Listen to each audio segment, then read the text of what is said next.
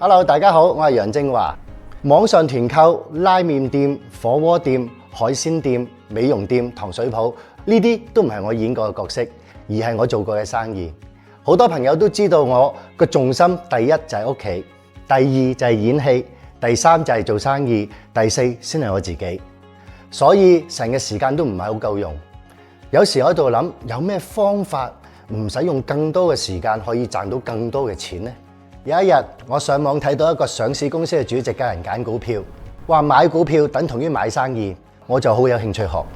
Lawrence Sir 咧教我哋去判斷一間公司值幾錢，唔係用股價嘅幾錢嚟衡量，而係點樣喺生意嘅層面上面真正價值去判斷。又教我哋買股票唔係買一隻賺10倍，而係好似做生意咁細水長流，複式咁贏先至係長勝嘅開始。上堂嗰陣時，聽到一個90後嘅年輕人分享，佢跟 Lawrence Sir 學咗1年左右，喺股票市場賺咗佢嘅第一個100萬。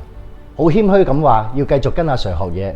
喺嗰一刻，我先真正明白，原來投資係要學㗎，原來真係有得學㗎。呢位年輕人真係好幸運，唔係因為佢賺咗嗰100萬，而係因為佢咁年輕，遇到一個咁好嘅老師。無論係做緊生意嘅你，抑或想揀啱股票做真正有價值嘅投資，真係好推薦你哋參加 Lawrence Sir 嘅課程，一齊踏上長勝之路。